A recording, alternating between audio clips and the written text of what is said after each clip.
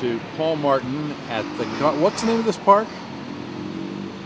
This is Riverside Park In Salida, Colorado. And downtown and Salida, right across Colorado. is where? Downtown Salida. And we're right in the across the street from the, what's the new name of the shop? Crystal Shop in Salida. Crystal Shop in Salida. Yeah. So Paul, let's go back to, what was it, 1991? When did Anna Mitchell-Hedges come to the Crystal Shop in Soho, New York? It was probably before that. It might have been in the late 80s, eh? Could be. I don't remember the year. It was after I had been in business in New York. I started my shop there in '87, and the whole time first few years, I spent trying to get a hold of Anna Mitchell-Hedges, who was the keeper of the Crystal Skull at that time, and had been the only keeper of the Crystal Skull since it was found in 1925. Well, she finally surfaced. I was finally able to track her down, and she was living in Canada, and I explained to her that I would like to present the skull in my shop, and she said, well, she'll think about it. About 2 months later, this woman showed up in my shop, and she didn't say much of anything, but she was like looking at me and sizing me up. And she said, you don't know who I am, do you? And I said, no. And she said, I'm Anna Mitchell-Hedges. I said, wow, thank you for coming. And she said, you don't know what this is either. And she had with her the skull in a black carrying case. I said, you have the skull with you? She says, yes. I said, it's always with me. And here she was, a lady who at that time was, I think, about 90 years old, and or maybe in her late 88 or 89, possibly at that particular time. And she was as spry as anyone you could imagine. She's as sharp mentally as anyone you could imagine. And she had an interesting quality. When she would talk with someone, she would be right there with that person. Right there, 100%. You could not break into that. You could not interrupt her because she just wouldn't hear you. She'd be so focused on talking with an individual. Children as well, especially children, loved her because she truly paid attention to them. She truly would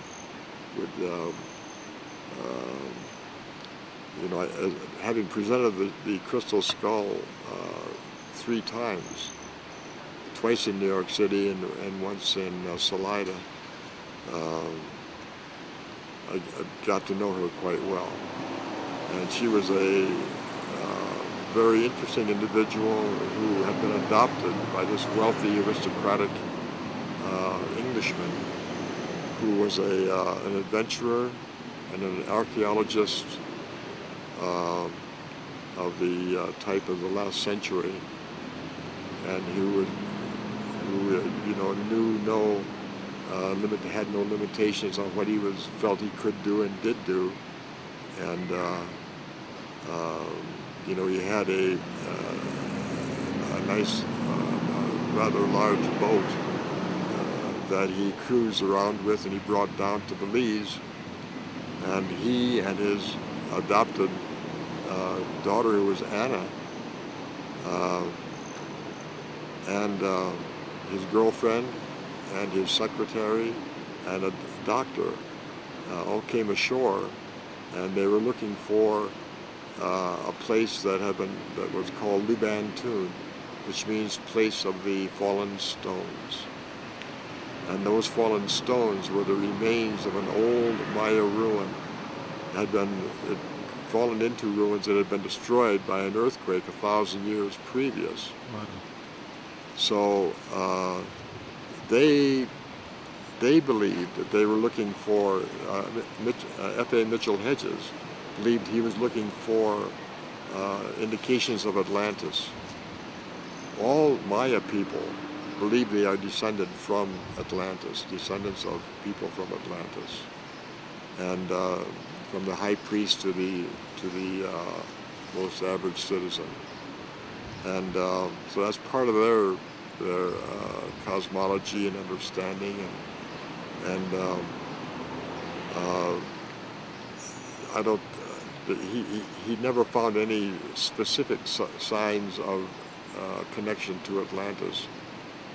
Strangely enough, those signs don't seem to be surfacing around the world, although maybe they're all underwater. I don't know. So what were you saying? So so Anna Mitchell-Hedges was in the compound then that he built to stay on land while they were there, right? Correct. She lived there for the time she was, I think, about 13 until the time she was 18. Mm-hmm. So you can imagine those formative years she spent in the jungle, living as a Maya, with the Maya family, and there were extended periods of time when, as a matter of fact, her father would leave, and one place he'd go to New York City, where he knew he had a lot of stockbroker friends, and he'd play poker, and in an attempt to continue financing of his explorations, and which were, they were done in grand style, and he was a man of the aristocracy, and so they were expensive. And she would be there alone. She had real indications of that Mayan awareness and intelligence that she seemed to carry with her at all times.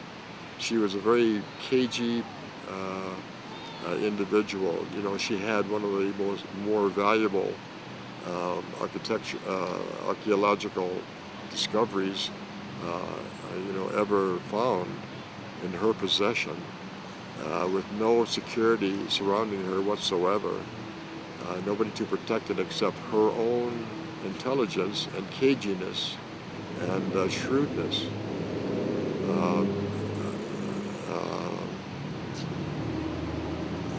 Lots of people wanted that skull throughout the entire time that she had it, including the government of Belize. The government of Belize tried to steal it from her at one time, and sent people from Belize to Canada to do that. But she, in one way or another, I don't know how, but she foiled them. She was able to protect herself in some war that involved the British and some people somewhere. They traveled around the world, including Africa and other places that where people were exploring in those days. And she killed 2 people. And I She think did? Yeah. Hold on 1 second, Paul. Guy keeps driving up and down this street. Same guy. Hold on. If she did anything other than her own tuition, I don't think so. I think she used her own tuition to lead her, determining who would be allowed to see the skull. But she made it totally available to that person. She would let you touch it. Even in my shop, she let people touch the skull. She did not ordinarily do that, and people were during these presentations that she made, that she would take it around to schools, auditoriums where people wanted to show the skull, and people would just kind of like walk past it rather than be with it and meditate with it as we did in our shop. Hedges brings the skull to your shop. She puts it on that table over and kind of in the corner, and people could get around it like maybe 4 people at a time. Right. And do you remember the time that I was there? Yes. What was it like? I mean, I remember too, but what did you see or feel? Well, in the first place, it was, most people who came to see the skull were not people that I knew very well. Mm-hmm. So I knew you quite well already by that time. So when you came to the skull, I knew that it would be something that would amaze you and impress you, and you would bring a really a heightened sort of awareness and to the viewing of that skull, being with that skull. I knew that you wanted to get whatever you could get from it, because the reputation of the skull was that, you know, it held all knowledge, and it was just a fountain of love and intelligence. And so people had access to that when they were with it. And many people, you know, felt that they were transformed by the experience. I felt that you were transformed by the experience. I felt that the you know, the whole time the skull was there. It was an extraordinary experience for me. It was several days that it was there. Yes. And but there were highlights in that time when the whole atmosphere seemed charged. And I remember that one of the times, and it was especially so, was when you were there. So. And it was like that night or the next night that Anna Mitchell-Hedges brought the crystal skull to Ken's apartment. Yeah. And all of us, all 5 of us, who we called ourselves the Starfish. And then Anna Mitchell-Hedges and her traveling companion. Yeah. All sat around Ken's table. Right. And we had them at. Do you remember what happened to you in that meditation? Well, it was a wonderful meditation. You know, here we are, a group of men who were very interested in shamanism and quite a wide variety of esoteric interests, metaphysical interests. And here we had this object in front of us. And so we had this opportunity. And Anna was very, very generous in allowing that to happen and bringing, and she would answer all the questions in the world. She'd stay there as long as it took. She'd be there for days answering questions if you had the stamina to keep up with her. What happened to me with I don't remember specifically what happened at anything specific that happened at that particular viewing, but the whole event truly changed me. Does the crystal skull mean, or what does it do? It's a tool. It's a metaphysical tool. You know, quartz is a wonderful material that has qualities that one can use. For example, if you can use a piece of quartz to help you realize your intentions. If you can formulate an image in your mind's eye of what your intention is, you can formulate a picture, an image. That formulation, that thought form, is vibrational energy of a very fine nature. And so it's that sort of vibrational energy that we're dealing with the crystal skull.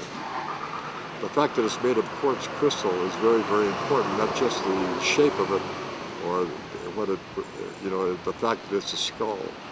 That's less important than the material of which it's made in terms of its being able to use.